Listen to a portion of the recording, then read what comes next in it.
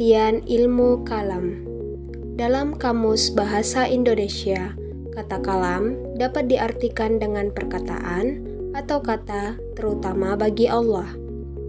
Sementara, menurut bahasa Indonesia, dalam perspektif tauhid, yaitu ilmu yang membicarakan atau membahas tentang masalah-masalah ketuhanan atau ketauhidan, mengesahkan Allah.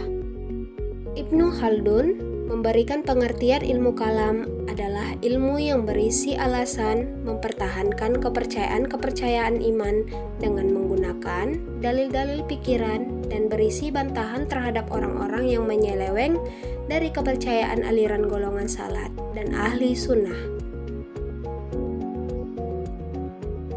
Alasan dinamakan ilmu kalam. 1. Persoalan penting yang menjadi pembicaraan pada abad-abad permulaan Hijriyah ialah firman Tuhan atau kalam Allah dan non-azilinya Quran, halq Al-Quran. 2. Dasar ilmu kalam ialah dalil-dalil pikiran dan pengaruh dalil ini nampak jelas dalam pembicaraan para mutakallimin. Mereka jarang sekali kembali kepada dalil nakli, Al-Quran, dan hadis, kecuali sesudah menetapkan benarnya pokok-pokok persoalan terlebih dahulu.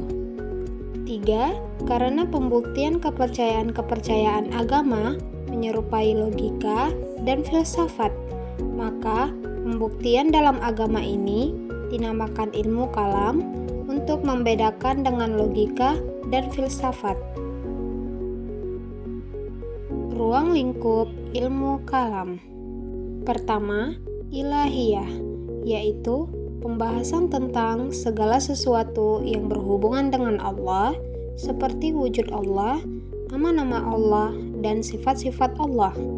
Kedua, nubuat, yaitu pembahasan tentang segala sesuatu yang berhubungan dengan Nabi dan Rasul, termasuk pembahasan kitab-kitab Allah, mukjizat karamah, dan lain sebagainya.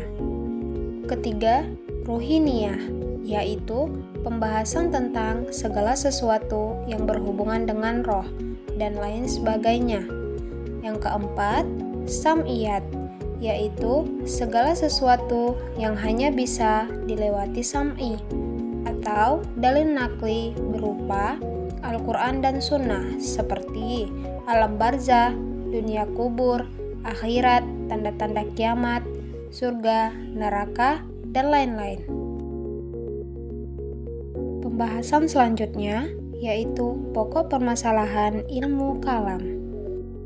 Pertama, qismul ilahiyat, ialah esensi Tuhan itu sendiri dengan segenap sifat-sifatnya dan masalah-masalah yang diperdebatkan. 2. Qismul nububiyah, ialah hubungan yang memperhatikan antara khalik dan makhluk. Yang ketiga, qismul al-sam'iyat, yaitu persoalan yang berkenaan dengan kehidupan sesudah mati nantinya. Sejarah munculnya dan perkembangannya. Ilmu kalam atau teologi Islam muncul pada abad kedua Hijriyah sebagai respon terhadap konflik internal umat Islam, terutama setelah pembunuhan Khalifah Utsman bin Affan dan perseteruan antara Ali bin Abi Thalib dan Muawiyah bin Abu Sufyan. Peristiwa tahkim atau arbitrase menjadi titik awal perdebatan teologis yang melahirkan berbagai aliran seperti Mu'tazilah dan Khawarij. Ilmu kalam berfokus pada akidah dan sifat-sifat Tuhan serta hubungannya dengan makhluk. Konflik politik ini mendorong umat Islam untuk mendalami dan mendiskusikan pemahaman agama mereka. Faktor penyebab munculnya ilmu kalam. Faktor internal. Pertama, Al-Quran. Selain ajakannya kepada tauhid dan mempercayai kenabian, golongan-golongan dan agama-agama yang ada pada masa Nabi Shallallahu Alaihi Wasallam yang memiliki kepercayaan yang tidak benar, Al-Quran tidak membenarkan kepercayaan mereka dan membantah alasan mereka, antara lain golongan yang mengingkari agama dan keberadaan Tuhan, yang mengatakan bahwa yang menyebabkan kebinasaan dan kerusakan hanyalah waktu saja. Quran Surah Al-Zariyat ayat 24. Kedua, golongan syirik yang menyembah bulan-bulan, matahari, pada Quran Surah Al-An'am ayat 76-79.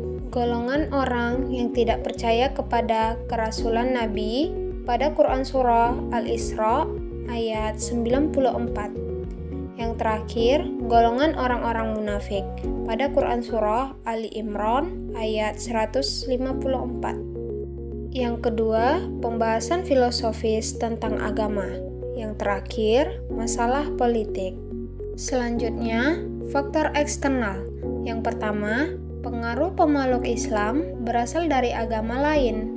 Banyak di antara pemeluk Islam awal yang sebelumnya beragama Yahudi, Nasrani, bahkan ada yang pernah menjadi ulama di agama tersebut. Yang kedua, perdebatan dengan golongan lain. Golongan Islam awal, terutama golongan Mu'tazilah, memusatkan perhatiannya kepada dakwah Islam dan membantah argumen orang-orang yang memusuhi Islam. Yang terakhir, penggunaan filsafat untuk menghadapi lawan. Para mutakalimin atau ahli ilmu kalam menggunakan filsafat untuk mengimbangi lawan mereka, terutama dalam aspek ketuhanan. Sekian penjelasan materi kali ini. Mohon maaf apabila ada kesalahan. Terima kasih. Wassalamualaikum warahmatullahi wabarakatuh.